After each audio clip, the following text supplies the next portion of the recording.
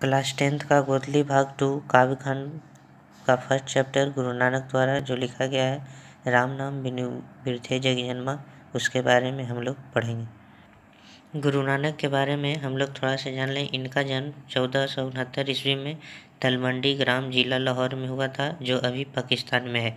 इनके पिता का नाम कालू चंद खत्री था और माता का नाम तृप्ता और पत्नी का नाम सुलक्षणी था। गुरु नानक हिंदी निर्गुण भक्ति सागर का एक प्रमुख कवि माने जाते हैं। यह भगवान राम का वर्णन करते हुए इस कविता में बताए हैं।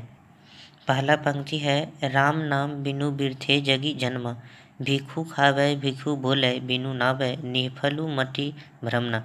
कवि का कहना है कि राम नाम के बिना संसार में जन्म लेना व्यर्थ है। बिना राम नाम के हम केवल विष को खाते हैं और विष को ही हम लोग बोलते हैं। हम लोग जो भी बोलते हैं विष बोलते हैं। तो इसलिए गुरु नानक का कहना है कि राम नाम के बिना जीवन हमारा निष्फल है, इसके बिना मति भ्रमित रहती है। दूसरे पंक्ति में कहते हैं कि पुस्तक पाठ व्याकरण बखाने, संधिया कर्म निकाल करें, बिना गुरस पद मुक्ति कहाँ प्राणी, राम नाम बिनु बेरु अर्जु मरे। कहते हैं कि पुस्तक पढ़ने, व्याकरण का बखान करने और तीनों समय अगर भगवान का हम उपासना करें तो भी बिना गुरु के हमें मुक्ति नहीं मिल सकती। उसी तरह से जीवन में राम नाम के बिना इस मोह माया में हम लोग उलझ के मर जाते हैं। इसलिए जीवन को अगर सुंदर बनाना है तो राम नाम का जाप करें। उसके बाद कवि कहते हैं कि दंड कमंडल शिखा सूत, धोती तीरथ गबनु अति भ्रमनु करे, राम नाम बिनु शांति नावे, जपी हरि हरि नाम सु पारी परे।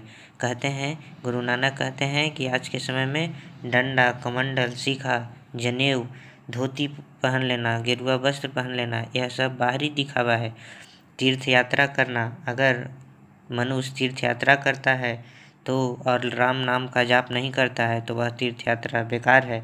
अर्थात गुरु नानक कहते हैं कि इस मनुष्य जीवन में भव सागर को पार करने के लिए हरि का नाम करना जरूरी है। अर्थात मोह माया से छुटकारा पाने के लिए हमें राम का गुणगान करना होगा।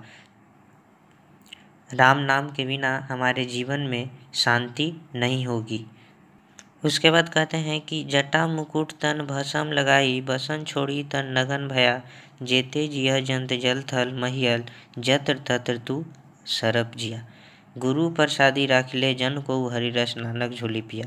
कहते हैं कि इस दुनिया में जटा बांध लेना, मुकुट पहनना, अपने शरीर में भस्म लगाना, आज लोग क्या करते हैं कि कपड़ों को त्याग कर देते हैं, तो यह सब दिखावा है। गुरु नानक कहते हैं कि इस मोह माया से बाहर नहीं निकल सकते हैं ऐसा करने से। इस मोह माया से बाहर निकलने के लिए हमें राम नाम का गुणगान करना होगा। इस संसार में जितने भी जल, थल अथवा आकाश के जीव हैं, सब उन्हीं की कृपा से जीवित हैं। अंतिम पद में कहते हैं गुरु प्रसादी राखिले जन को हरि रस नानक झोली पिया। कहते हैं कि मैंने गुरु की कृपा अर्थात हरि रस को घोल के रूप में पी लिया हूँ।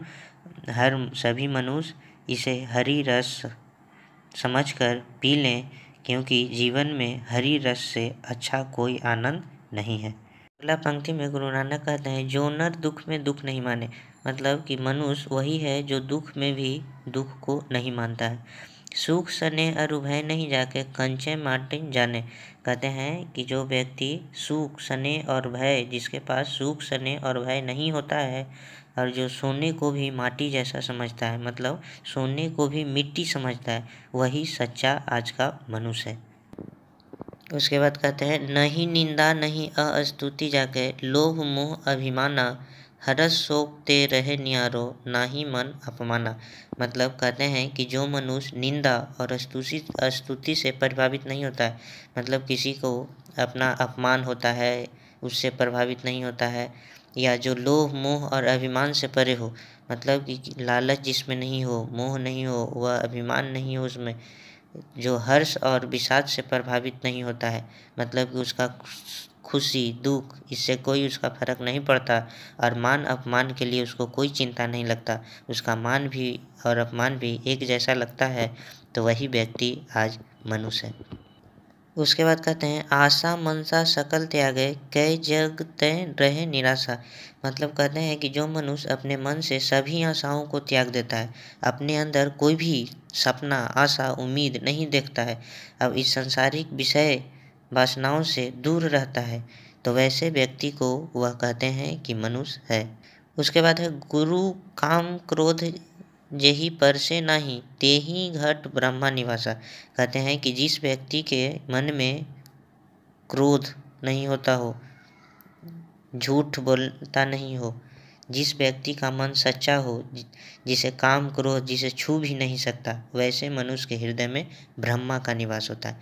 मतलब जिस व्यक्ति के हृदय में क्रोध नहीं होता, छल नहीं होता, कपट नहीं होता, तो वैसे व्यक्ति के हृदय में ब्रह्मा निवास करते हैं। उसके बाद कहते हैं गुरु कृपा जही नर पे किन्हीं तीन यह जुगती पिछानी। कहते हैं कवि का कहना है कि जिस मनुष्य पर गुरु की कृपा होती है वही इस युक्ति को मतलब संसार को दुनिया को पहचान सकता है। इसके बाद है नानक लीन भयो गोविंद सो ज्यों पानी संग पानी। कहते हैं कि नानक कहते हैं कि वे गोविंद में इस प्रकार लीन हो गए हैं जैसे पानी में पानी मिल जाता है।